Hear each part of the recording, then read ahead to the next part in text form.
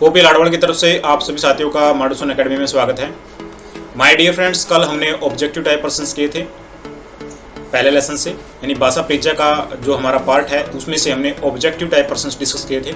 लेकिन आज हम लोग इसकी थ्योरी डिस्कस कर लेते हैं और थ्योरी के अंदर ही वो सारे ऑब्जेक्टिव टाइप पर्सन जो है समाये हुए हैं। तो हम लोग आज डिस्कस करते हैं थ्योरी।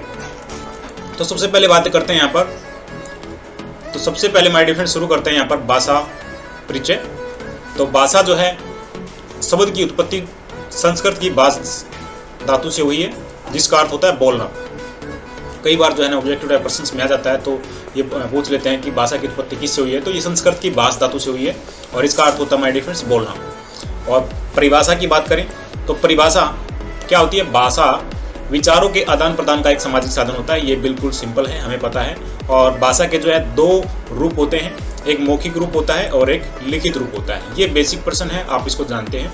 तो मौखिक रूप में क्या होता है?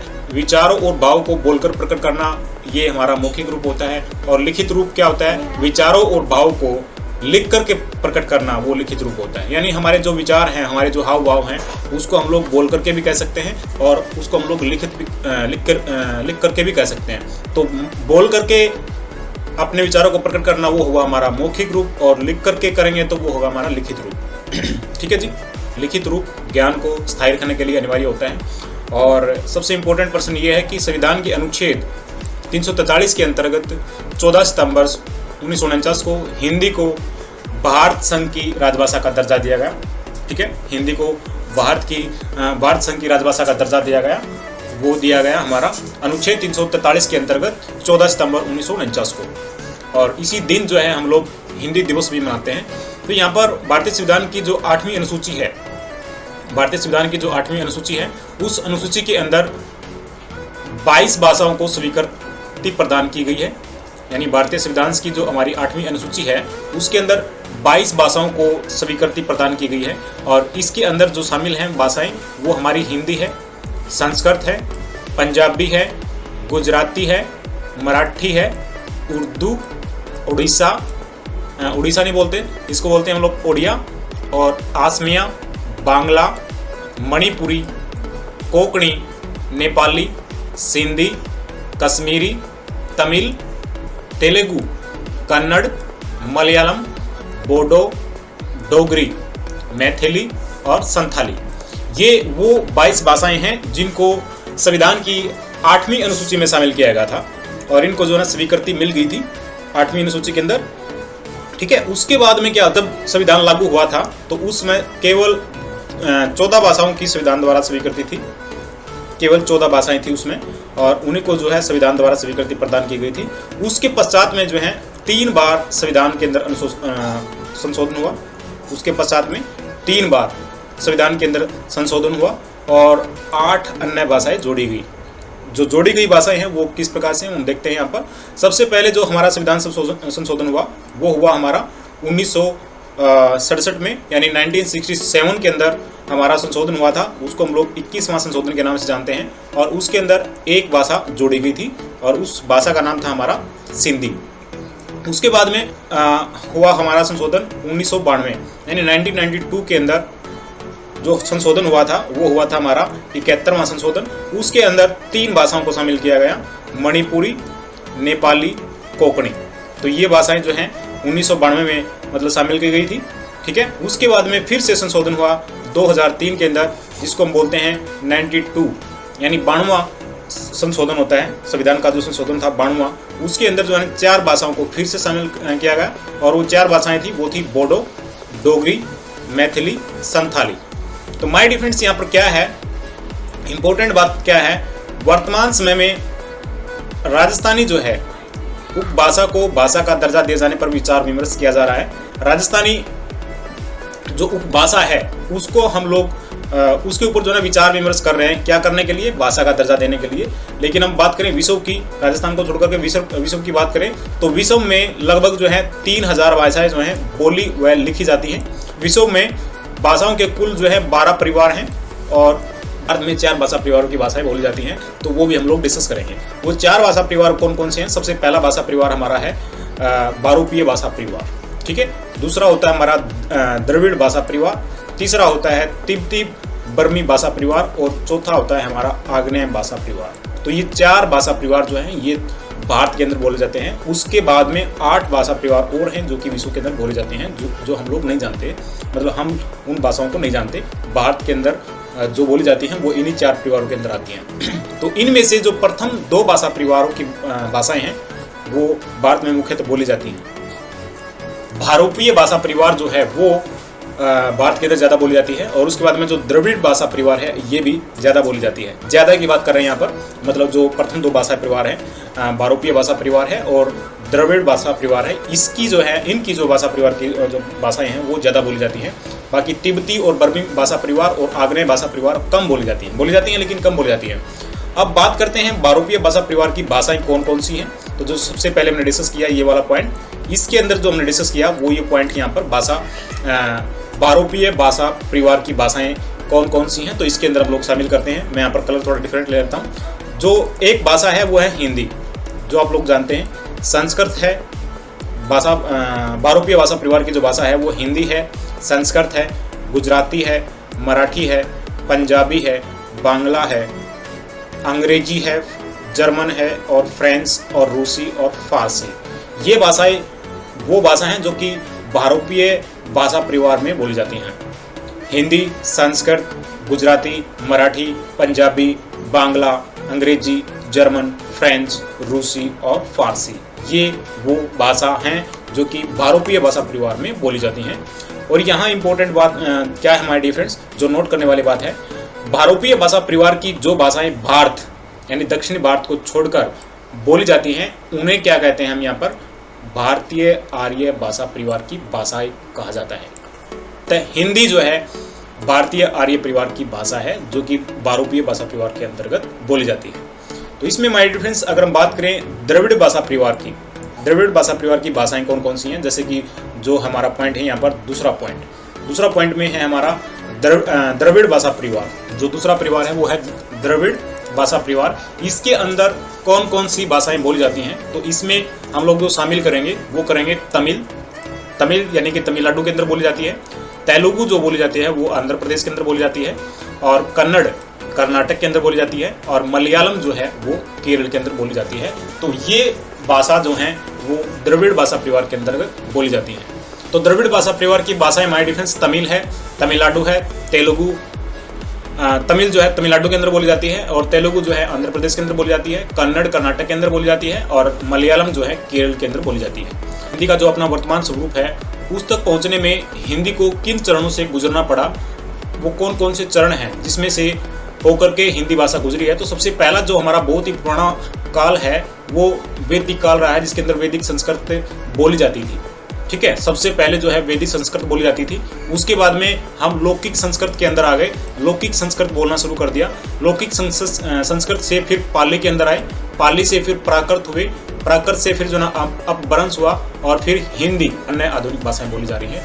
यानी ये जो है हमारा चरण है वैदिक संस्कृत से लेकर के अब लौकिक से होते हुए पाली और प्राकृत और अपभ्रंश से होते हुए हम हिंदी में पहुंचे हैं, और वर्तमान में जो आधुनिक बोली जाती है भाषा वहां तक पहुंचे हैं। वो राज्य या फिर वो केंद्र शासित प्रदेश कौन से हैं जिनमें हिंदी भाषा जो है राजभाषा के रूप में बोली जाती है। तो सबसे पहला हमारा हिमाचल प्रदेश जो है वो ऐसा राज्य है जिसमें हिंदी जो है राजभाषा के रूप में बोली जाती है। हरियाणा भी ऐसा ही राज्य है जिसमें हिंदी राजभाषा के रूप में बोली जाती है। उत्तर प्रदेश है, उत्तराखंड है, और बिहार भी, झारखंड, मध्य प्रदेश, छत्तीसगढ़, राजस्थान, दिल्ली, चंडीगढ़ और अंडमान निकोबार के अंदर जो है हम हिंदी को राजभाषा के रूप में बोलते हैं। ठीक है, इन 3 राज्यों में हिंदी द्वितीय भाषा के पद पर प्रतिष्ठित है। यानी यहाँ पर जो 3 राज्य ऐसे राज्य हैं हमारे जहाँ पर हिंदी भाषा को द्वितीय भाषा के रूप में हम लोग बोलते हैं, तो वो मैं यहाँ पर ग्रीन लाइन के अंदर मार्क कर देता हूँ। तो वो 3 राज्य कौन से हैं जिनमें हिंदी जो है द्वितीय भाषा के रूप में बोली जाती है, यानी हिंदी को यहाँ पर द्वितीय पद प्राप्त है, दूसरे नंबर पर बोली जाती है। तो यहाँ पर पंजाब एक ऐसा राज्य है जिसके अंदर पहली जो है पंजाबी बोली जाती है, उसके बाद में दूसरी भाषा जो होती है हमारी यहाँ पर हिंदी होती है। गुजरात में गुजराती बोली जाती है, वहाँ पर जो है दूसरी भाषा हिंदी के रूप में बोली जाती है। महाराष्ट्र में भी यहाँ पर दूसरी भाषा के रूप में आती है हिंदी। तो यहाँ पर माय डिफरेंस जो हिंदी है कई राज्य ऐसे हैं जहाँ पर मतलब प्रथम भाषा के रूप में है, जैसे कि यहाँ पर हिमाचल प्रदेश है, हरियाणा है, उत्तर प्रदेश, उत्तराखंड, बिहार, झारखंड, मध्य प्रदेश, छत्तीसगढ़, राजस्थान, दिल्ली, चंडीगढ़, अंडमान निकोबार। यहाँ पर तो इसको राजभाषा के रूप में मान्यता मिली हुई है हिंदी को। लेकिन 3 राज्य ऐसे हैं जैसे कि पंजाब, गुजरात और महाराष्ट्र, यहाँ पर द्वितीय भाषा के रूप में बोली जाती है। तो यहाँ पर इंपॉर्टेंट पॉइंट माय डिफरेंस यहाँ पर मैं कर लेता हूँ एक छोटा सा पॉइंट। बोली के रूप में जो बोली होती है वो क्या होती है? बोली माय डिफरेंस एक छोटे से क्षेत्र में बोले जाने वाले भाषा के स्थानीय रूप को हम बोली कहते हैं। यानी बोली से रिलेटेड भी पर्सन कई बार आ जाता है। एक छोटे से क्षेत्र में बोले जाने वाले भाषा के स्थानीय रूप को, यानी भाषा क्या होता है? स्थानीय रूप। स्थानीय रूप को हम लोग क्या कहते हैं? बोली कहते हैं। भाषा जो है हिंदी की वो 5 हैं और उनकी जो बोलियां हैं वो कौन कौन सी हैं तो वो हम लोग डिस्कस कर लेते हैं। हिंदी की 5 उपभाषाएं हैं। यहाँ पर उपभाषा जो है यहाँ पर ये है उपभाषा, और इसके अंदर हम लोग 5 शामिल करते हैं अलग अलग, जैसे कि पश्चिमी हिंदी के रूप में भी बोलते हैं, पूर्वी हिंदी भी है, राजस्थानी भी है, पहाड़ी भी है और बिहारी भी है। तो यहाँ पर 5 जो है हमारी उपभाषाएं हैं और इन उपभाषाओं के अंतर्गत कौन कौन सी बोलियां आती हैं तो वो हम लोग यहाँ पर याद करेंगे, क्योंकि ये इंपॉर्टेंट पॉइंट है। इन 5 प्रश्नों में से भी काफ़ी बार प्रश्न आते हैं और हमने अभी कल जो है ऑब्जेक्टिव टाइप से हमने प्रश्न डिस्कस किया था, तो वो प्रश्न इन्हीं से रिलेटेड था। तो पश्चिमी हिंदी के अंदर जो है हमारी जो पश्चिमी हिंदी जो है उपभाषा जो है उसके अंदर कौन कौन सी बोलियां आती हैं तो बोलियों में आता है हमारी पश्चिमी हिंदी के अंदर, जैसे खड़ी बोली होता है, खड़ी बोली को हम लोग कोरवी भी बोलते हैं, ठीक है। एक होता है हमारा बर्ज, बर्ज भाषा होती है, बर्ज भाषा जैसे कि हरियाणवी, ठीक है, हरियाणवी भी अपने आप में कहता है कि बर्ज भाषा ही होती है, ठीक है। बांगरू, बांगरू बोलते हैं, एक बुंदेली होता है, एक कनौजी होता है।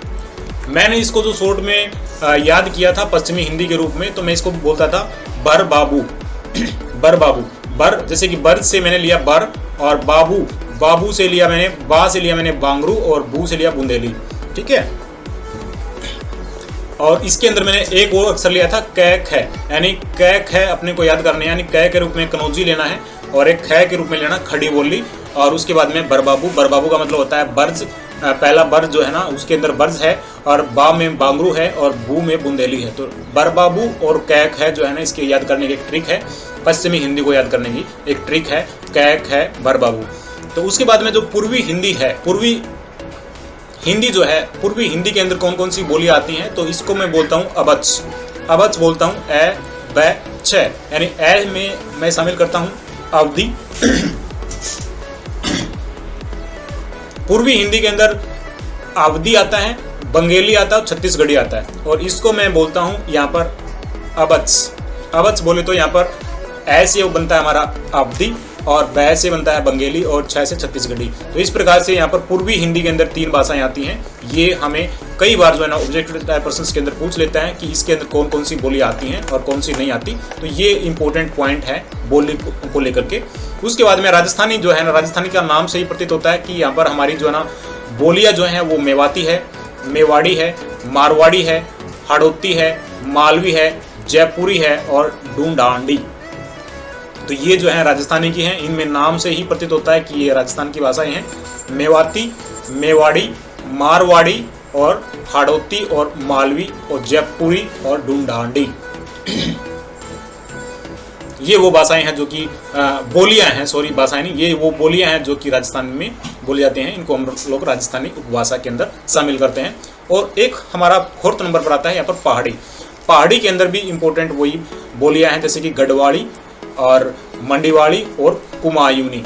तो ये 3 बोलियां जो हैं पहाड़ी उपभाषा के अंदर हम लोग शामिल करते हैं। और इसी प्रकार से जो हमारी बिहारी है, जो 5वें नंबर पर बिहारी है, बिहारी के अंदर हम लोग क्या शामिल करते हैं, कौन कौन सी बोलियां जो है शामिल करते हैं, भोजपुरी को शामिल करते हैं, मगही को शामिल करते हैं और मैथिली को शामिल करते हैं। तो ये जो भाषाएं हैं, बोलियां हैं, इन बोलियों को हम लोग बिहारी के अंदर, यानी बिहारी जो हमारी उपभाषा है उसके अंदर हम लोग भोजपुरी को शामिल करते हैं, मगही को शामिल करते हैं, मैथिली को शामिल करते हैं। इस प्रकार से हमने यहाँ पर बात की उपभाषा और उपभाषा के अंदर कौन कौन सी बोली आती हैं। तो इस पैसेज के अंदर, यानी इस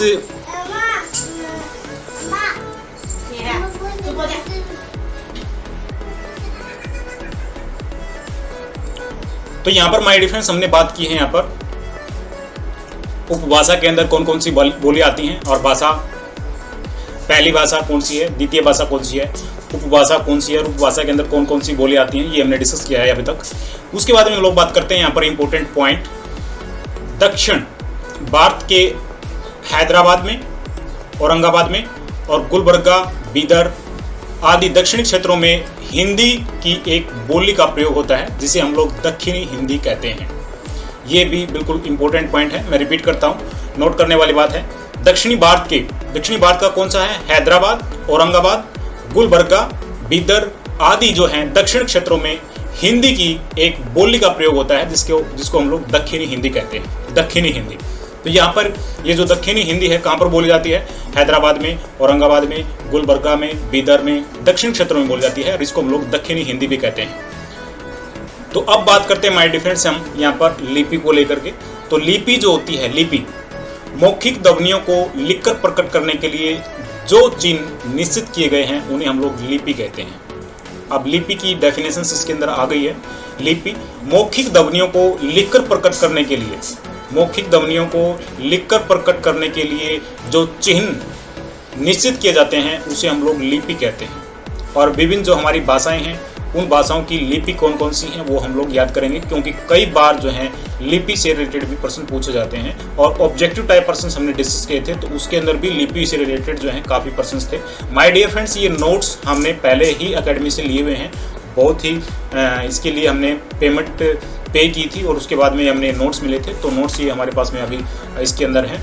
तो ये देखिए माय डियर फ्रेंड्स, हम लोग बात करते हैं यहाँ पर भाषा और लिपि की, यानी कौन सी भाषा, हिंदी भाषा की लिपि कौन सी है, पंजाबी की कौन सी है और अंग्रेजी की कौन सी है। तो यहाँ पर जो हमारी भाषाएं हैं हिंदी, संस्कृत, मराठी, नेपाली, कोंकणी, हिंदी, संस्कृत, मराठी, नेपाली और कोंकणी, ये जो भाषाएं हैं इन भाषाओं की जो लिपि है, इन सब की लिपि जो है वो एक ही है, वो है देवनागरी।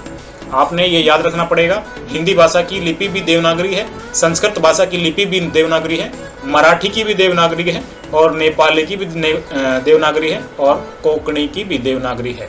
ठीक है, तो यहाँ पर ये 5 भाषाएं हैं जिसकी लिपि एक ही है, देवनागरी। उसके बाद में पंजाबी की बात करते हैं। पंजाबी जो भाषा है उसकी जो लिपि है वो गुरमुखी के नाम से है। पंजाबी भाषा की जो लिपि है वो गुरमुखी है। ठीक है, हमें ये याद करना पड़ेगा। अंग्रेजी जो है भाषा और जर्मन और फ्रेंच, इन 3 भाषाओं की जो लिपि है वो एक ही है, वो भी क्या है? रोमन। ठीक है, यानी जिस प्रकार से हमने हिंदी, संस्कृत, मराठी, नेपाली, कोंकणी की एक लिपि देखी देवनागरी, इसी प्रकार से यहाँ पर अंग्रेजी की, फ्रेंच की और जर्मन की जो लिपि है वो है रोमन। ये भी इंपॉर्टेंट पॉइंट है। उसके बाद में अरबी जो भाषा है, अरबी भाषा की लिपि जो है माय डियर फ्रेंड्स अरबी ही है और उसी प्रकार से उर्दू और फारसी की जो लिपि है वो फारसी ही है। तो यहाँ पर 2 भाषाएं ऐसी भी हैं जिनकी लिपि और भाषा सेम ही है, यानी अरबी की जो भाषा है, अरबी की जो लिपि है वो अरबी ही है और इसी प्रकार से जो उर्दू भाषा की जो लिपि है वो उर्दू की और फारसी की जो है फारसी ही है। अभी इंपॉर्टेंट माय डियर फ्रेंड्स प्रश्न आता है यहाँ पर, जो लिपि है जैसे कि ब्राह्मी लिपि है, खरोष्ठी लिपि है, उनके अंदर हमारा जो लिखने का तरीका वो कैसे है, तो वो बाएं से दाएं है या फिर दाएं से बाएं है। तो सबसे पहले हम लोग बात करते हैं यहाँ पर ब्राह्मी लिपि का। ब्राह्मी लिपि जो है देवनागरी लिपि का जन्म जो है मूलतः ब्राह्मी लिपि से हुआ है, यानी जो देवनागरी हमारी लिपि है जो कि हिंदी, संस्कृत के अंदर बोली जाती है, उसका जन्म जो है ब्राह्मी लिपि से हुआ है और यह लिपि जो है बाईं से दाईं ओर लिखी जाती है, यानी लेफ्ट से लेकर के राइट की तरफ लिखी जाती है, जैसा कि हम लोग हिंदी को लिखते हैं और इंग्लिश को लिखते हैं। तो वो जो लिपि है बाईं से दाईं ओर लिखी जाती है और इसका जो जन्म हुआ है वो ब्राह्मी लिपि से हुआ है। किसका जन्म हुआ है? इसका देवनागरी लिपि का हुआ है। उसके बाद में जो यहाँ पर आता है खरोष्ठी लिपि। खरोष्ठी लिपि माय डियर फ्रेंड्स अरबी तथा फारसी लिपियों का जन्म मूलतः जो है खरोष्ठी लिपि से हुआ है, यानी जो हमने बात की है अरबी की, फारसी की, इस लिपि का जन्म किससे हुआ है? वो खरोष्ठी लिपि से हुआ है। और यह लिपि क्या होता है, लिखने का तरीका इसका क्या होता है, ये दाईं से लेकर के बाईं ओर लिखी जाती है, जैसे कि हम लोग उर्दू लिखते हैं। ठीक है, उर्दू लिखते हैं, फारसी लिखते हैं, वो क्या होता है राइट साइड से लेकर के लेफ्ट साइड की तरफ लिखते हैं, तो वो हमारा खरोष्ठी लिपि के अंदर आता है। खरोष्ठी लिपि जो है की शुरुआत जो है, यानी इसका जन्म जो है वो अरबी और फारसी लिपियों से हुआ है और ये दाएं से बाईं ओर लिखी जाती है। तो यहाँ पर पॉइंट हैं इसके अंदर, लिखने वाले समझने वाले पॉइंट हैं इसके अंदर। ब्राह्मी लिपि जो है बाईं से दाईं ओर लिखी जाती है और खरोष्टी लिपि जो है दाईं से बाईं ओर लिखी जाती है, ये इंपॉर्टेंट पॉइंट है। उसके बाद में बात करते हैं राजभाषा। राजभाषा से रिलेटेड भी प्रश्न कई बार आता है, राजभाषा क्या होता है और राष्ट्रभाषा क्या होता है, इससे भी संबंधित काफी बार प्रश्न पूछे जाते हैं। तो राजभाषा की बात हम लोग कर लेते हैं। राजभाषा में राजकार्य होते हैं, मतलब जिस भाषा के अंदर राजकार्य होते हैं उसे हम लोग क्या कहते हैं, राजभाषा कहते हैं। तो भारत की राजभाषा हिंदी है, क्योंकि जो जितने भी राज्य से संबंधित कार्य होते हैं वो सारे सारे राजभाषा के अंदर ही नोट होते हैं। ठीक है, जिस भाषा में राजकार्य होते हैं उसे राजभाषा कहते हैं और भारत की राजभाषा क्या है, हमारी हिंदी है। तो ये पॉइंट यहाँ पर हमने नोट कर दिया। ठीक है, उसके बाद में राष्ट्रभाषा की बात करते हैं। राष्ट्रभाषा जिस भाषा को किसी राष्ट्र के अधिकतर लोग बोलते हैं और समझते हैं, जिस भाषा को किसी राष्ट्र के अधिकतर लोग बोलते हैं और समझते हैं, तथा जिस भाषा में राष्ट्र के लोगों को एकता के सूत्र में पिरोने की अक्षमता होती है उसे राष्ट्रभाषा कहते हैं। और भारत की राष्ट्रभाषा जो है वो हिंदी है। तो यहाँ पर राजभाषा और राष्ट्रभाषा जो है एक दूसरे से मिलती जुलती हैं। देखिए दोबारा से देखिए, राजभाषा के अंदर क्या होता है, जो जिस भाषा में राज कार्य किए जाते हैं उसे हम लोग राजभाषा कहते हैं। और भारत की जो राजभाषा है वो हमारी हिंदी है, क्योंकि जितने भी हमारे राज्य के कार्य होते हैं वो हिंदी में लिखे जाते हैं। ठीक है, दूसरी बात है राष्ट्रभाषा। राष्ट्र यानी मतलब जितने भी मतलब यहाँ पर राज्य हैं और सभी राज्यों के लोगों को मतलब अपने एक सूत्र में बांध के रखती है वो भाषा जो मतलब सभी लोग बोलते हैं और समझते हैं। ठीक है, और राष्ट्र के जो लोगों को एकता के सूत्र में बांधने के लिए जिस भाषा का प्रयोग किया जाता है वो हमारी राष्ट्रभाषा होती है। तो यहाँ पर वो भाषा भी हमारी हिंदी ही है, यानी राजभाषा और राष्ट्रभाषा दोनों ही हमारी यहाँ पर हिंदी है। उसके बाद में आता है यहाँ पर संपर्क भाषा। संपर्क भाषा, भिन्न भिन्न भाषाएं बोलने वाले लोग आपसी संपर्क के लिए एक समान भाषा का प्रयोग करते हैं, उसे क्या कहते हैं, संपर्क भाषा कहते हैं। तो यहाँ पर संपर्क भाषा कौन सी है, तो वह भी हम लोग कह सकते हैं हिंदी है। जो आपस में संपर्क करते हैं वो हो गया। इसी प्रकार से याद आता है हमारा अंतर्राष्ट्रीय भाषा। अंतर्राष्ट्रीय भाषा संसार के विभिन्न देश जो हैं आपसी संपर्क के लिए, संसार के विभिन्न देश जो हैं आपसी संपर्क के लिए भाषा का प्रयोग करते हैं, उसे अंतर्राष्ट्रीय भाषा कहते हैं। ठीक है, यानी अलग अलग देशों के लोग जो हैं अपनी जिस भाषा का प्रयोग करते हैं वो हमारी अंतर्राष्ट्रीय भाषा होती है। तो संसार के विभिन्न देश आपसी जो है संपर्क के लिए जिस भाषा का प्रयोग करते हैं, आपसी संपर्क के लिए अलग अलग देश जो हैं आपसी संपर्क के लिए जिस भाषा का प्रयोग करते हैं उसे हम यहाँ पर अंतर्राष्ट्रीय भाषा कहते हैं। तो यहाँ पर सभी लोग जो हैं हमें पता है इंग्लिश का ही ज़्यादा यूज़ करते हैं, तो वहाँ पर यहाँ पर अंतर्राष्ट्रीय भाषा हम लोग कह सकते हैं, लेकिन इसके अंदर हम लोग नोट नहीं करेंगे। ठीक है, उसके बाद आता है यहाँ पर भाषा के 4 अंग। तो जो सबसे पहला अंग आता है वो होता है हमारा वर्ण, शब्द, पद और वाक्य। तो यहाँ पर ये जो है ना 4 अंग हैं और इन अंगों से भी जो है ना काफ़ी बार प्रश्न आता है, भाषा के अंगों से भी काफ़ी बार प्रश्न आता है। तो सबसे पहले आता है यहाँ पर व्याकरण। व्याकरण यानी वी प्लस में आकरण। भाषा की शुद्धि व अशुद्धि का ज्ञान कराने वाले शास्त्र को क्या कहते हैं, व्याकरण कहते हैं। तो सबसे पहले हमने क्या लिया यहाँ पर, व्याकरण लिया और व्याकरण की डेफिनेशन ली। ठीक है, तो व्याकरण की डेफिनेशन के अंदर क्या है, व्याकरण का जो मतलब हमारा कहना है वी प्लस में आकरण। तो यहाँ पर व्याकरण क्या होता है, भाषा की शुद्धि और अशुद्धि का ज्ञान कराने के लिए, भाषा की जो शुद्धि होती है और अशुद्धि होती है उसका ज्ञान करवाने के लिए हम लोग जिस शास्त्र का प्रयोग करते हैं उसे हम लोग क्या कहते हैं, व्याकरण कहते हैं, जैसा कि आप लोग स्क्रीन पर देख पा रहे हैं। उसके बाद में इसके जो है ना यहाँ पर बताए हमने भाषा के 4 अंग होते हैं। सबसे पहले वर्ण होता है, जैसे हमारी ABCD होती है। उसके बाद में शब्द होता है, जैसे कि हमारा मतलब कोई वर्ड होता है। ठीक है, उसके बाद में हमारा पद और उसके बाद में वाक्य होता है, सेंटेंस बनता है। तो यहाँ पर जो है ना व्याकरण के भी 4 अंग होते हैं और व्याकरण के 4 अंग के अंदर जो है ना सबसे पहला जो अंग है वो है वर्ण विचार, दूसरा अंग है शब्द विचार और तीसरा वर्ण है पद विचार और उसके बाद में वाक्य विचार। तो इन 4 विचार से भी जो है ना प्रश्न कई बार आता है। तो हम लोग डिस्कस कर लेते हैं कि वर्ण विचार क्या होता है और शब्द विचार क्या होता है, पद विचार क्या होता है और वाक्य विचार क्या होता है। तो वर्ण विचार के अंतर्गत वर्णों का उच्चारण होता है, लेखन होता है, वर्गीकरण होता है, समायोजन होता है और संधि के नियमों पर विचार किया जाता है। वर्ण विचार के अंतर्गत वर्णों का उच्चारण की बात की जाती है, लेखन की बात की जाती है, वर्गीकरण की बात की जाती है, समायोजन की बात की जाती है और संधि के नियमों पर विचार किया जाता है। ये सारा का सारा पार्ट किसका है हमारे फ्रेंड्स, वर्ण विचार का है। ठीक है, वर्ण विचार। उसके बाद में आता है शब्द विचार। शब्द विचार के अंतर्गत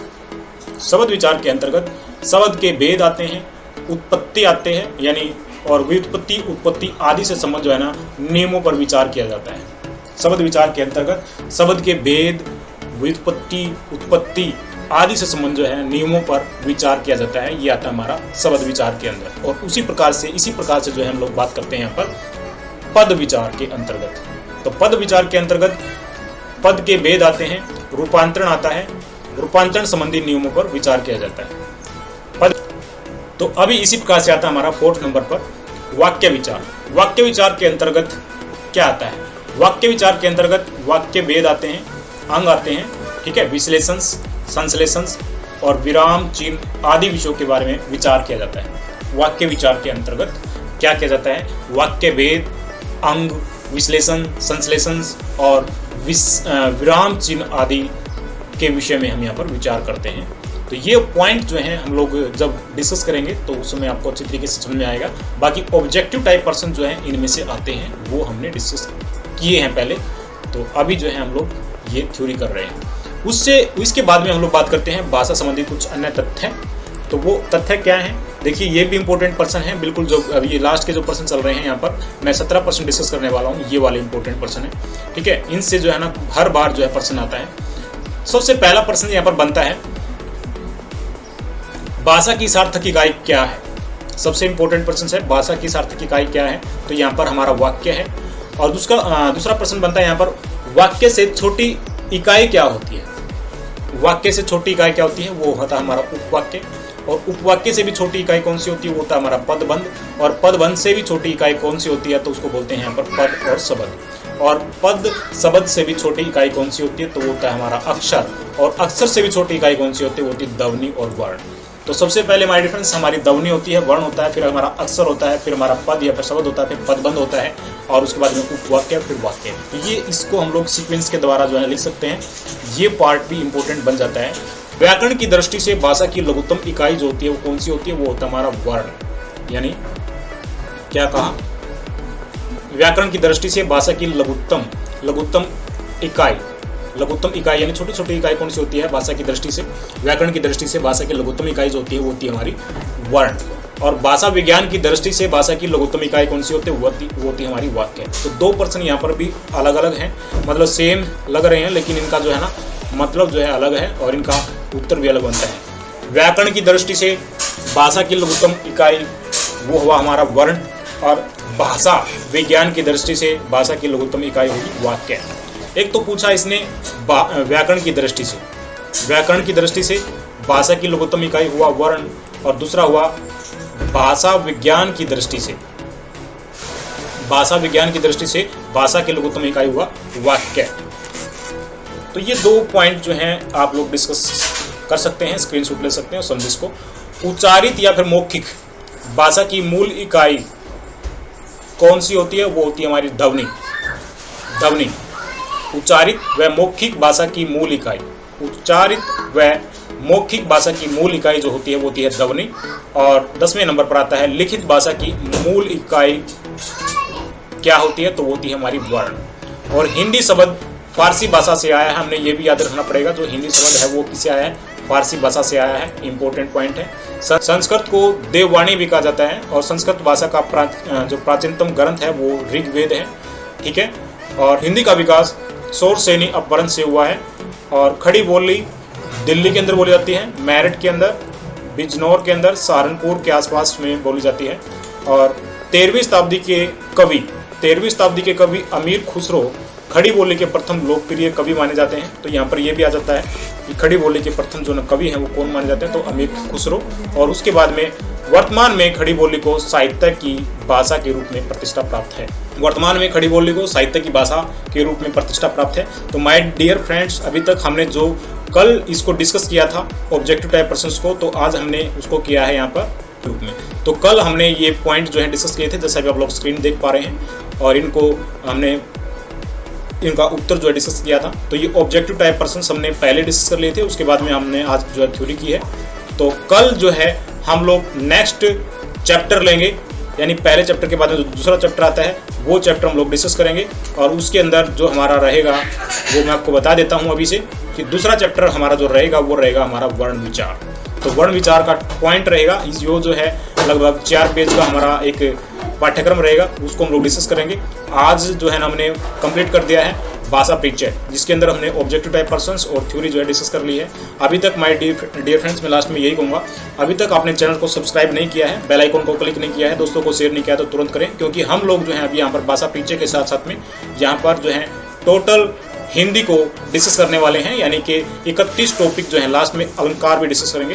तो ये 31 टॉपिक जो हैं हिंदी के हम लोग डिस्कस करेंगे, और आप लोग इन टॉपिक को लगातार अटेंड कर लेते हो तो आपका एग्जाम का जब आएगा टाइम, तो उस समय आप लोग हिंदी के 30/30 ले सकते हो। तो वो आपके पास में ऑफर है, क्योंकि हम लोग हैं अपनी तरफ से अपनी तैयारी कर रहे हैं, खुद की तैयारी कर रहे हैं, और अपनी तैयारी में ही आपकी तैयारी हो जाएगी। तो बाइट सभी के सभी साथी जो हैं चैनल्स के ऊपर बने रहें, चैनल को सब्सक्राइब करें, शेयर करें और बेल आइकन को क्लिक भी करें ताकि आपको अपडेट मिलती रहे। Thank you for watching.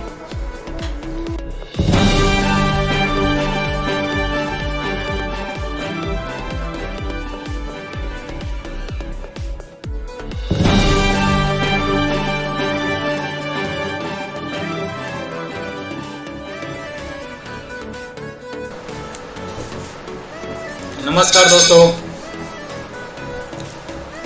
OP लाडवाल की तरफ से आप सभी साथियों का फिर से माडूसन एकेडमी में स्वागत है। माय डियर फ्रेंड्स, जैसा भी आप लोग स्क्रीन पर देख पा रहे हैं, आज हम लोग डिस्कस करेंगे हिंदी के बहुत ही ज़्यादा इम्पोर्टेंट पर्सन्स जो कि हर एग्जाम के अंदर देखे जाते हैं। तो चलिए शुरू करते हैं।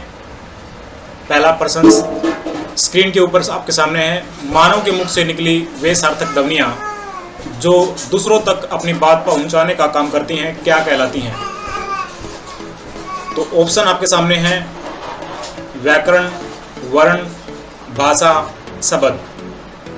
प्रश्न को एक बार समझें। मानव के मुख से निकली वे सार्थक ध्वनियाँ जो दूसरों तक अपनी बात पहुंचाने का काम करती हैं, क्या कहलाती हैं? ऑप्शन इसका जो सही रहेगा आप लोग कमेंट करें, और मैं आपको बता देता हूँ इसका जो राइट आंसर रहेगा वो रहेगा हमारा भाषा। मानव के मुख से निकले वे सार्थक ध्वनियाँ जो दूसरों तक अपनी बात पहुंचाने का काम करती हैं, वो भाषा कहलाती है। भाषा की लघुत्तम इकाई क्या है? ऑप्शन आपके सामने है। ए शब्द, वर्ण, पद, वाक्य। तो ये भी ऑप्शन जो हैं आपके सामने हैं, और कमेंट में आप बताएं कि इसका सही आंसर क्या रहेगा। तो यहाँ हम लोग आपको बता देते हैं, ज़्यादा टाइम वेस्ट न करते हुए, इसका राइट आंसर रहेगा हमारा वर्ण। भाषा की लघुत्तम इकाई होती है माय डियर फ्रेंड्स वर्ण। तीसरे प्रश्न की तरफ चलते हैं। भाषा की सार्थक इकाई। भाषा की सार्थक इकाई क्या है? शब्द है, वर्ण है, पद है, या फिर वाक्य है? इसका सही आंसर आप लोग कमेंट में बताएं। क्वेश्चन नंबर 3 का राइट आंसर क्या रहेगा? तो हम लोग आपको बता देते हैं कि भाषा की जो सार्थक इकाई होती है उसको हम लोग कहते हैं वाक्य। क्वेश्चन नंबर 4 की तरफ चलते हैं। भाषा के कितने रूप होते हैं? भाषा के कितने रूप होते हैं? तो यहाँ हम पढ़ेंगे, अभी थ्योरी भी इसके अंदर डिस्कस करेंगे। भाषा के माय डियर फ्रेंड्स 2 रूप होते हैं, एक मौखिक रूप होता है और एक लिखित रूप होता है। बाकी आपको साइड में भी जो है क्वेश्चंस दिखाई दे रहे हैं, ये भी आप लोग कर सकते हैं। साथ साथ में भारतीय संविधान में कितनी भाषाएं स्वीकृत हैं? हालांकि मैं इसको स्टेप बाय स्टेप लेता, लेकिन अभी साथ में ले लेते हैं। भारतीय संविधान में कितनी भाषाएं स्वीकृत हैं? भारतीय संविधान में कितनी भाषाएं स्वीकृत हैं? तो ये ऑप्शन आपके सामने है 22, 18, 23, 15। तो इसका राइट आंसर रहेगा माय डियर फ्रेंड्स ए। भारतीय संविधान में 22 भाषाएं जो हैं स्वीकृत हैं। हिंदी भाषा, हिंदी शब्द किस भाषा से आया है? तो ये किस भाषा से आया है? अरबी से आया है, संस्कृत से आया है, या फिर पुर्तगाली से आया है, या फिर फारसी से आया है? तो इसका ऑप्शन क्या रहेगा? आपके सामने ऑप्शन ये 4 हैं, आप लोग टिक करें या फिर आप लोग कमेंट करें। कमेंट करें कि इसका राइट आंसर क्या रहेगा। तो इसका राइट आंसर रहेगा माय डियर फ्रेंड्स फारसी। हिंदी शब्द की उत्पत्ति जो है फारसी भाषा के शब्द से हुई है, यानी हिंदी शब्द की उत्पत्ति जो हुई है वो किससे हुई है, वो फारसी से हुई है। फारसी भाषा में से का उच्चारण, फारसी भाषा में से का उच्चारण किस ध्वनि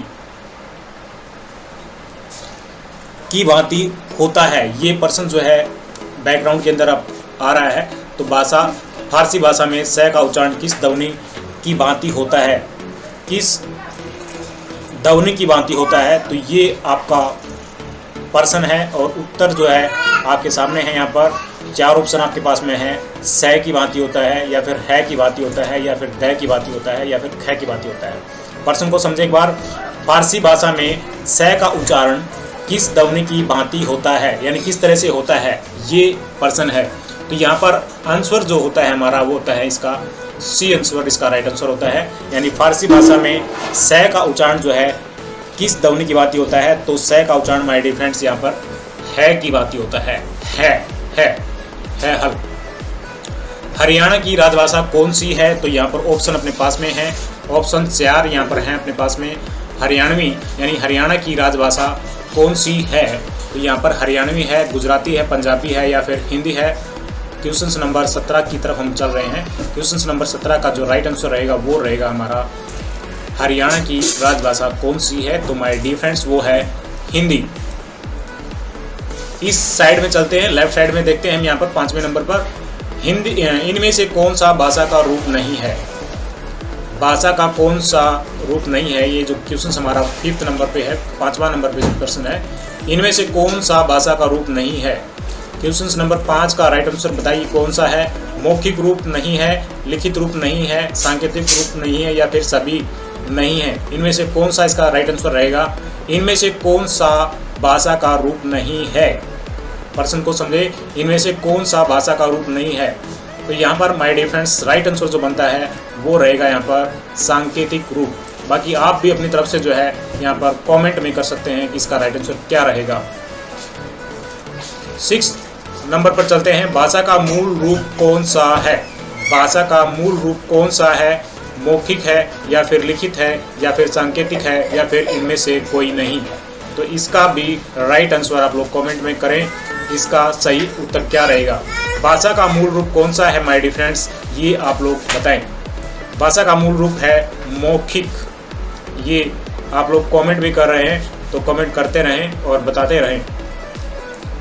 नेक्स्ट प्रश्न की तरफ चलते हैं माय फ्रेंड्स। 7 नंबर पर भाषा शब्द की उत्पत्ति किस धातु से हुई है, भाषा शब्द की उत्पत्ति किस धातु से हुई है। तो यहाँ पर आपके पास सामने 4 ऑप्शन है, भाषिक है, भाष है, या फिर भाष, या फिर भाषण से हुई है। किससे हुई है, राइट आंसर आप लोग देंगे। तो right answer by difference comment में दें, मैं आपको बता रहा हूँ इसका राइट आंसर जो रहेगा वो रहेगा ऑप्शन बी, यानी कि भाष से हुई है। भाषा शब्द की उत्पत्ति भाष से हुई है। भाषा की व्यवस्था के नियमों को क्या कहते हैं, भाषा की व्यवस्था के नियमों को क्या कहते हैं। यहाँ पर भी अपने ऑप्शन अपने पास में हैं, शास्त्र कहते हैं, वाक्य कहते हैं, लिपि कहते हैं, या फिर व्याकरण कहते हैं। तो इसका राइट आंसर रहेगा ऑप्शन नंबर, आप कमेंट करें, मैं आपको बता देता हूँ। भाषा की व्यवस्था के नियमों को क्या कहते हैं, यहाँ पर हम लोग इसमें टिक करेंगे, राइट आंसर सी, व्याकरण कहेंगे। क्वेश्चन नंबर 9 की तरफ चलते हैं। किसकी सहायता से हम भाषा का मानक प्रयोग सीखते हैं, किसकी सहायता से हम भाषा का मानक प्रयोग सीखते हैं। तो ऑप्शन अपने पास में है ही, लिपि कहते हैं, या फिर वर्ण कहते हैं, या फिर व्याकरण कहते हैं, या फिर शब्द कहते हैं। ऑप्शन आपके सामने हैं, आप लोग राइट आंसर कमेंट कर सकते हैं। किसकी सहायता से हम भाषा का मानक प्रयोग सीखते हैं। क्वेश्चन नंबर 9 का राइट आंसर रहेगा व्याकरण, यानी कि व्याकरण की सहायता से हम भाषा का मानक प्रयोग सीखते हैं। क्वेश्चन नंबर 10 की तरफ चलते हैं। भारत संघ की राजभाषा कौन सी है, भारत संघ की राजभाषा कौन सी है। तो ऑप्शन अपने पास में है, ए अंग्रेजी, और बी फारसी, सी हिंदी है, और डी संस्कृत है। ऑप्शन आप लोग टिक करेंगे, इसका राइट आंसर क्या रहेगा। भारत संघ की राजभाषा कौन सी है, भारत संघ की राजभाषा कौन सी है। प्रश्न को समझें, भारत संघ की राजभाषा कौन सी है। तो इसका राइट आंसर रहेगा माय डियर फ्रेंड्स ए भारत संघ की राजभाषा है। हिंदी को भारत संघ की राजभाषा का दर्जा कब मिला, ऑप्शन आपके सामने है, हिंदी को भारत संघ की राजभाषा का दर्जा कब मिला? तो ये तो बहुत ही इंपॉर्टेंट प्रश्न बनता है हिंदी के अंदर। इसका right answer my dear friends रहेगा हमारा option number B, that means क्या है कि 14 सितंबर 1949, ये इसका राइट आंसर रहेगा। अगले क्वेश्चन की तरफ चलते हैं। किस अनुच्छेद के अंतर्गत हिंदी को भारत की राजभाषा का दर्जा मिला? किस अनुच्छेद के अंतर्गत हिंदी को भारत की राजभाषा का दर्जा मिला? स्क्रीन के ऊपर आपके ऑप्शन है ए, बी, सी, डी, यानी कि 345 या फिर 350 या 343 या 351। किस अनुच्छेद के अंदर की बात करता है ये? किस अनुच्छेद के अंतर्गत हिंदी को भारत की राजभाषा का दर्जा मिला? तो इसका राइट आंसर जो रहेगा माय डियर फ्रेंड्स वो रहेगा यस 343, इसका जो है ना राइट आंसर रहेगा। क्वेश्चन नंबर 12 का राइट आंसर रहेगा 343। किस अनुच्छेद के अंतर्गत हिंदी को भारत की राजभाषा का दर्जा मिला? तो वो अनुच्छेद 343 रहेगा। हिंदी दिवस कब मनाया जाता है? हिंदी दिवस कब मनाया जाता है? इसका ऑप्शन है अपने पास में 5 सितंबर, 10 अक्टूबर, 14 सितंबर और 14 नवंबर। तो आपके पास में 4 ऑप्शन हैं, इनमें से आप लोग राइट क्लिक करेंगे कौन सा इसका सही उत्तर रहेगा। हिंदी दिवस कब मनाया जाता है? तो इसका right answer my dear friends क्या रहेगा आप लोग बताएं। हिंदी दिवस कब मनाया जाता है? कमेंट में जल्दी कमेंट कर सकते हैं। इसका राइट आंसर रहेगा 14 सितंबर, इसका राइट आंसर रहेगा। इसके बाद में ऊपर की तरफ चलते हैं। 14 के बाद में 13, 14, 15 और 16 हम डिस्कस कर चुके हैं, 17 भी डिस्कस कर चुके हैं। 18वें नंबर पर चलते हैं। राजस्थान की राजभाषा कौन सी है? राजस्थान की भाषा कौन सी है? हम हरियाणा की बात नहीं कर रहे या फिर भारत की बात नहीं कर रहे। राजस्थान की राजभाषा कौन सी है? राजस्थान की राजभाषा कौन सी है? ऑप्शन आपके पास में है हिंदी, राजस्थानी, मारवाड़ी या फिर मराठी। ऑप्शन 4 आपके पास में ही है। आप लोग राइट क्लिक करेंगे राजस्थान की राजभाषा कौन सी है, तो आप लोग राइट क्लिक करेंगे यहाँ पर हिंदी राजस्थान की राजभाषा है। क्वेश्चन नंबर 19 की तरफ चलते हैं। इनमें से किस राज्य की राजभाषा हिंदी है? इनमें से किस राज्य की राजभाषा हिंदी है? ऑप्शन ए हिमाचल प्रदेश, उत्तर प्रदेश या फिर झारखंड या फिर ये सभी राज्य। आप लोग राइट क्लिक करेंगे, आप लोग कमेंट करेंगे कि इसका सही आंसर क्या है। इनमें से किस राज्य की राजभाषा हिंदी है? प्रश्न को समझें। किस राज्य की राजभाषा हिंदी है? हिमाचल प्रदेश की है या फिर उत्तर प्रदेश की है या फिर झारखंड की है या फिर ये सभी सही हैं? ऑप्शन जो हैं 4 हैं, आप लोग राइट क्लिक करेंगे। हम चलते हैं ऑप्शन नंबर डी की तरफ। ये सभी, इनमें से सभी राज्य की राजभाषा जो है हिंदी है। हिमाचल प्रदेश की भी हिंदी आती है और उत्तर प्रदेश की भी हिंदी और झारखंड की भी हिंदी होती है। चलिए नेक्स्ट की तरफ चलते हैं। इनमें से किस राज्य की राजभाषा हिंदी नहीं है? इनमें से किस राज्य की भाषा हिंदी नहीं है? क्वेश्चन नंबर 20 की तरफ देख रहे हैं हम लोग। इनमें से किस राज्य की राजभाषा हिंदी नहीं है? Option A Gujarat, option B Andaman Nicobar और ऑप्शन सी छत्तीसगढ़ और डी ऑप्शन है मध्य प्रदेश। तो क्वेश्चन नंबर 20 में जो हमारी ऑप्शन आ रहे हैं, इनमें से किस राज्य की राजभाषा हिंदी नहीं है? तो अंडमान निकोबार में भी हिंदी चलती है, मध्य प्रदेश में भी चलती है और छत्तीसगढ़ में भी चलती है। तो यहाँ पर ऑप्शन जो हमारा 20 का बनता है वो ऑप्शन बनेगा यहाँ पर ए, गुजरात की जो है राजभाषा हिंदी नहीं है। नेक्स्ट की तरफ चलते हैं 21 की तरफ। 21 नंबर पर चलते हैं। दक्षिण भारत में जिस हिंदी का प्रयोग होता है, दक्षिण भारत में जिस हिंदी का प्रयोग होता है उसे क्या कहते हैं? ऑप्शन ए अपने पास में है पुरानी हिंदी, या फिर बी ऑप्शन है हिंदुस्तानी, या फिर सी ऑप्शन है दक्षिणी हिंदी, या फिर डी ऑप्शन है हिंदवी।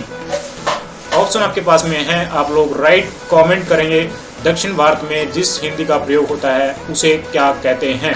तो यहाँ पर ऑप्शन रहेगा यहाँ पर हमारा दक्षिणी हिंदी, सी ऑप्शन इसका राइट आंसर रहेगा। नेक्स्ट की तरफ चलते हैं 22 की तरफ, यानी 22 नंबर पर चलते हैं। इनमें से किस राज्य में हिंदी को द्वितीय भाषा का दर्जा दिया गया है? इनमें से किस राज्य में हिंदी को द्वितीय भाषा का दर्जा दिया गया है? तो यहाँ पर ऑप्शन अपने पास में है पंजाब, गुजरात, महाराष्ट्र और ये सभी यानी डी ऑप्शन है ये सभी। तो यहाँ पर इसमें सही उत्तर आप लोग देंगे 22 जो है 22 नंबर पर क्वेश्चन है, इनमें से किस राज्य में हिंदी को द्वितीय भाषा का दर्जा दिया गया है।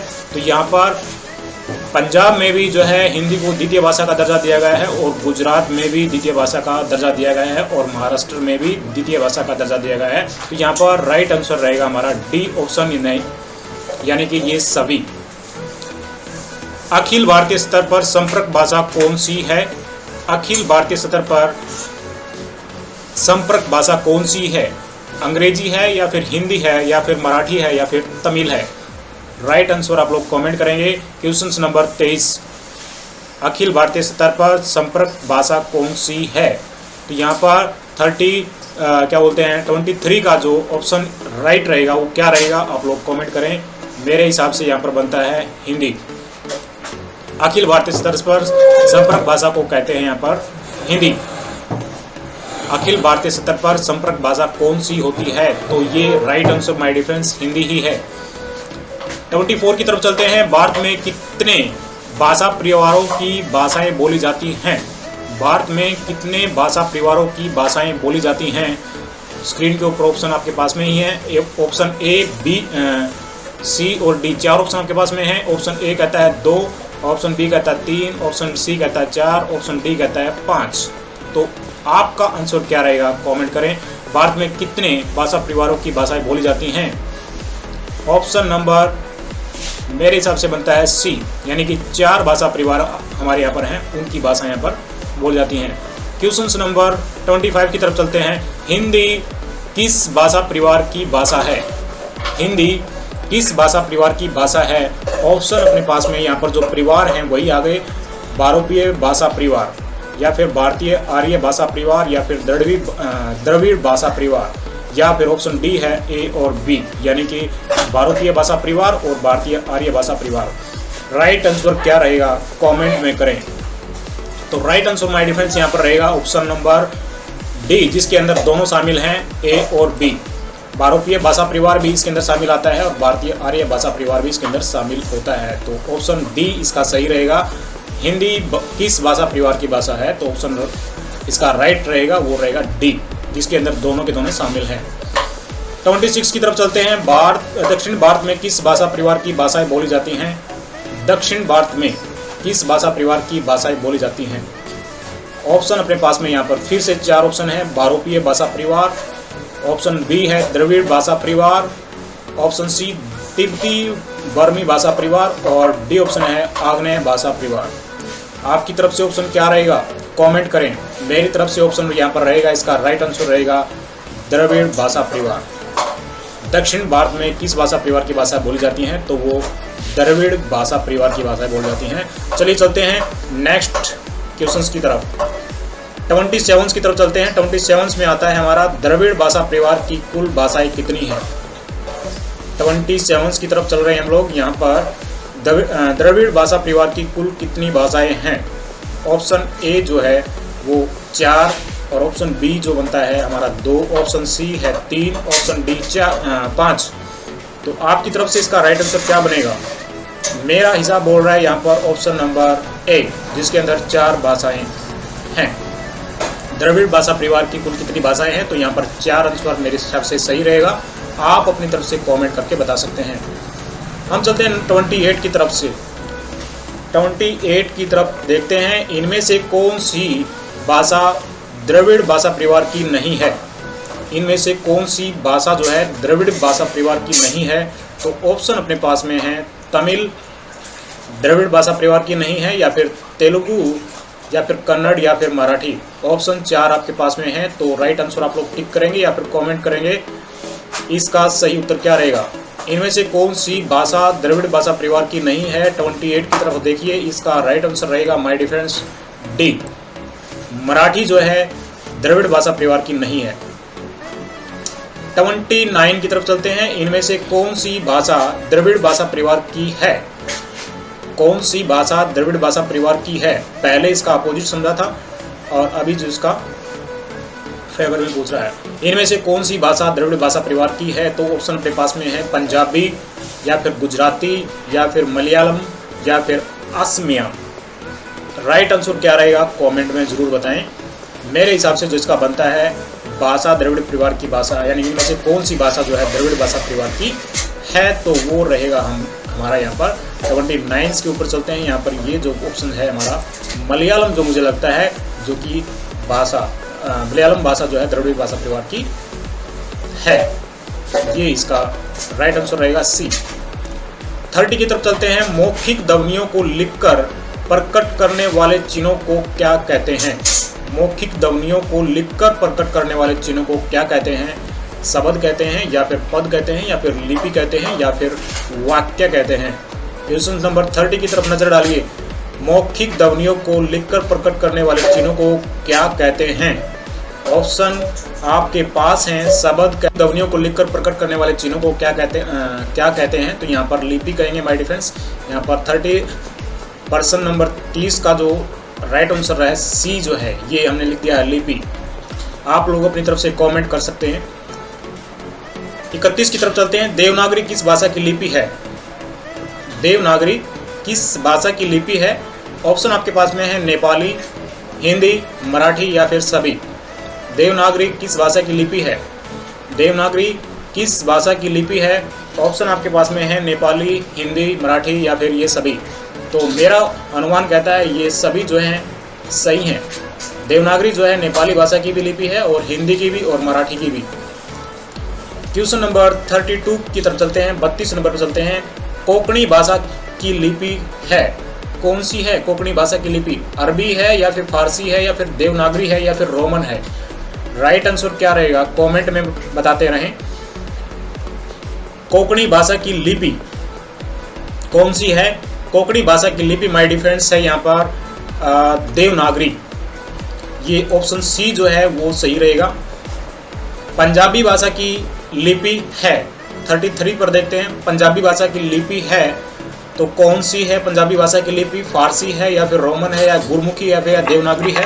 तो ये भी ऑप्शन आपके सामने ही है। पंजाबी भाषा की जो लिपि है वो रहेगी हमारी यहाँ पर गुरमुखी। ऑप्शन सी जो है राइट रहेगा। आपकी तरफ से जो ऑप्शन है वो कमेंट करते रहें। 34 की तरफ चलते हैं। अंग्रेजी भाषा की लिपि है। अंग्रेजी भाषा की लिपि है। अंग्रेजी भाषा की लिपि है माय डिफरेंस देवनागरी, अरबी, रोमन या फिर गुरमुखी। ऑप्शन 4 हैं। 4 में से आपको यहाँ पर राइट आंसर क्लिक करना है। अंग्रेजी भाषा की लिपि है, कौन सी लिपि है? आपकी तरफ से जो कमेंट है वो आप बताएगा कि क्या आपका उत्तर है। मेरा हिसाब बोलता है, मेरा गणित बोलता है इसका राइट आंसर रहेगा रोमन। अरबी भाषा की लिपि कौन सी है? अरबी की नहीं, सॉरी, फारसी भाषा की लिपि कौन सी है? फारसी भाषा की लिपि कौन सी है? मैं बात कर रहा हूँ 35 के ऊपर। फारसी भाषा की लिपि कौन सी है? ऑप्शन अपने पास में हैं। ऑप्शन ए है अरबी, ऑप्शन बी है रोमन, ऑप्शन सी है फारसी और ऑप्शन डी है गुरमुखी। तो 35 की तरफ देखिए, फारसी भाषा की लिपि है, कौन सी है? तो यहाँ पर फारसी भाषा की जो लिपि है वो माय डिफरेंस फारसी ही है। ये इसका राइट आंसर रहेगा 35 का सी। अरबी भाषा की लिपि कौन सी है? अरबी भाषा की लिपि कौन सी है? अरबी, यहाँ पर हम चल रहे हैं 36 के ऊपर। अरबी भाषा की लिपि कौन सी है? तो अरबी भाषा की जो लिपि है ऑप्शन अपने पास में है देवनागरी है, फारसी है या फिर गुरमुखी है या फिर अरबी है। ऑप्शन जैसा भी आपके पास में ही है, कमेंट आप करके आप बताएं। अरबी भाषा की जो लिपि है वो अरबी ही है। यहाँ पर बिल्कुल आसान प्रश्न पूछे जा रहे हैं। संस्कृत भाषा की लिपि है। संस्कृत भाषा की लिपि है। 37 की तरफ चल रहे हैं। अरबी भाषा की 37 पर चल रहे हैं, सॉरी, अरबी भाषा की नहीं है। संस्कृत भाषा की लिपि है, कौन सी है संस्कृत भाषा की लिपि? 37 पे चल रहे हैं। संस्कृत भाषा की लिपि है, गुरमुखी है या फिर देवनागरी है या फिर फारसी है या फिर रोमन है? ऑप्शन 4 हैं, कमेंट में बताएं राइट आंसर क्या रहेगा। ऑप्शन मेरे हिसाब से बोलता है यहाँ पर संस्कृत भाषा की जो लिपि है वो है देवनागरी। यस, 38 पर पहुंच गए हैं। दाईं से बाईं ओर लिखी जाने वाली लिपि है।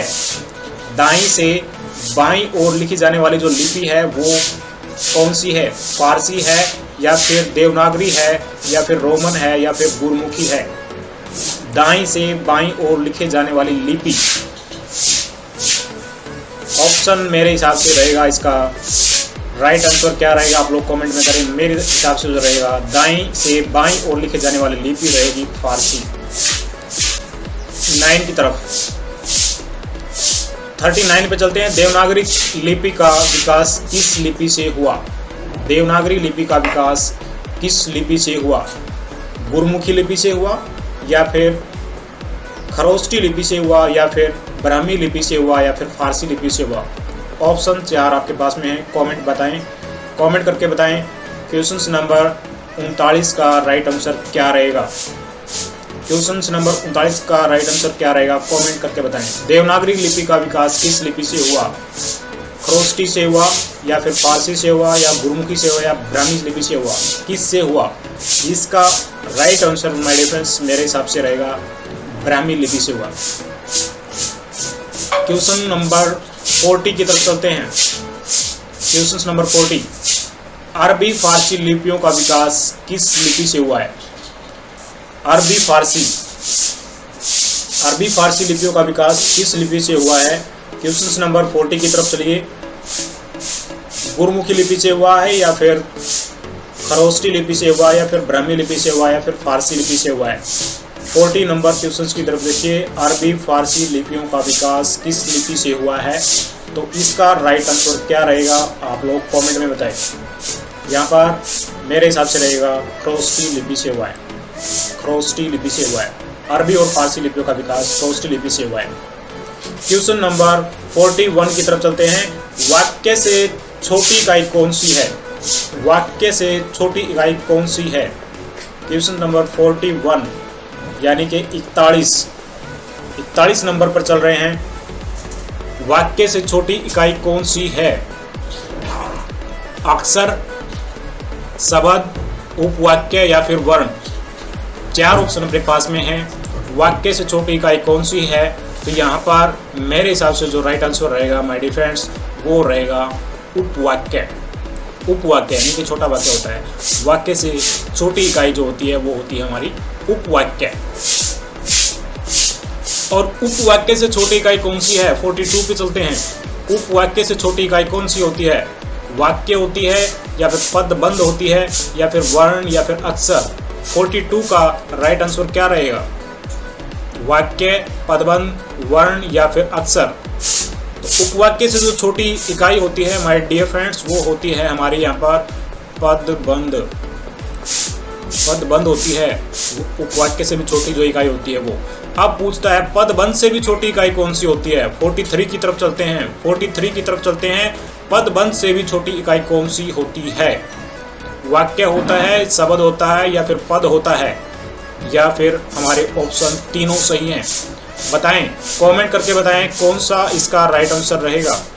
पदबंध से छोटी इकाई है वाक्य, शब्द, पद, या फिर डी ऑप्शन जो है जिसके अंदर हम लोग शामिल करते हैं बी और सी।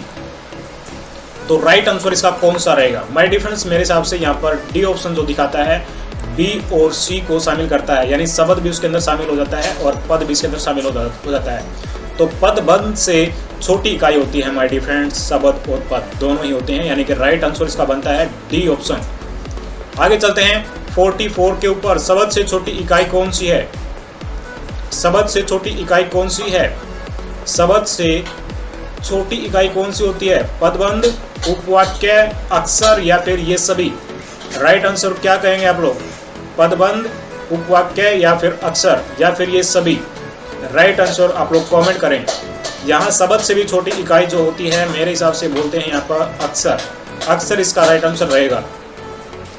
44 पर चलते हैं, 45 पर चलते हैं। अभी अक्षर से छोटी इकाई है अक्षर। अक्षर से छोटी इकाई कौन सी होती है? वर्ण होती है, या फिर ध्वनि होती है, या फिर शब्द होता है, या फिर डी ऑप्शन कहता है यहाँ पर ए और बी दोनों सही हैं। क्या सही हैं? वर्ण सही है, या फिर ध्वनि सब सही है, या फिर शब्द सही है, या फिर ऑप्शन डी सही है? कौन सा सही रहेगा आप लोग कमेंट करके बताएं। मेरे हिसाब से जिसका आंसर बनता है अक्षर से छोटी इकाई जो बनती है वो बनती है हमारा ये वाला ऑप्शन जो है यहाँ पर दिखा रहा है, जिसके अंदर ए और बी ऑप्शन दिखा रहा है। क्या ए और बी ऑप्शंस के अंदर आता है वर्ण और ध्वनि, दोनों ही जो हैं अक्षर से छोटी इकाई होती हैं। चलिए चलते हैं 46 की तरफ। व्याकरण के कितने भाग हैं? व्याकरण के कितने भाग हैं? क्वेश्चन नंबर 46 है, व्याकरण के कितने भाग हैं? 2 भाग हैं या फिर 5 भाग हैं या फिर 4 भाग हैं या फिर 6 भाग हैं? ऑप्शन आपके सामने है। 46 नंबर पर देखिए, 46 नंबर पर देखिए, व्याकरण के कितने भाग हैं? व्याकरण के कितने भाग हैं माय डियर फ्रेंड्स? यहाँ पर व्याकरण के 4 भाग हैं, ये हम लोग डिस्कस करेंगे आपसे थ्योरी के अंदर। अभी ये जो है ऑप्शन टाइप्स क्वेश्चन जो है पूछ रहे हैं आपसे, डिस्कस कर रहे हैं। अभी हम लोग चलेंगे इसकी थ्योरी की तरफ, जिस जो है ऑप्शन टाइप क्वेश्चंस हम लोग पूछ रहे हैं, और इसके बाद में हम लोग थ्योरी के अंदर चलेंगे, जिसके अंदर हम लोग डीपली इसका अध्ययन करेंगे। 46 का जो राइट आंसर रहेगा व्याकरण के कितने भाग हैं, तो वो रहेगा आंसर नंबर सी, यानी जिसके अंदर 4 दिखाया गया है, 4 भाग हैं। जिस अध्याय के अंतर्गत वर्णों के उच्चारण, लेखन और संयोजन के नियमों की चर्चा की जाती है उसे कहते हैं। जिस अध्याय के अंतर्गत वर्णों के उच्चारण, लेखन और संयोजन के नियमों की चर्चा की जाती है उसे क्या कहते हैं? ऑप्शन ए है वाक्य व्यवस्था, ऑप्शन बी जो है शब्द व्यवस्था, या फिर ऑप्शन सी है वर्ण व्यवस्था या फिर पद व्यवस्था। 47 की तरफ नजर डालिए, 47 की तरफ नजर डालिए। जिस अध्याय के अंतर्गत वर्णों के उच्चारण, लेखन और संयोजन के नियमों की चर्चा की जाती है उसे क्या कहते हैं? यहाँ पर ऑप्शन आप लोग चारों देखिए और कमेंट करें। 47 की तरफ नजर डालें। वाक्य व्यवस्था कहेंगे, शब्द व्यवस्था कहेंगे, या फिर वर्ण व्यवस्था कहेंगे, या फिर पद व्यवस्था कहेंगे? मेरे हिसाब से इसका राइट आंसर बनता है वर्ण व्यवस्था, इसको कहेंगे। 48 की तरफ चलते हैं। 48 की तरफ चलते हैं। जिस अध्याय के अंतर्गत शब्द के स्रोत, जिस अध्याय के अंतर्गत शब्द के स्रोत, भेद तथा रचना का अध्ययन किया जाता है उसे कहते हैं, उसे कहते हैं। 48 की तरफ नजर डालिए।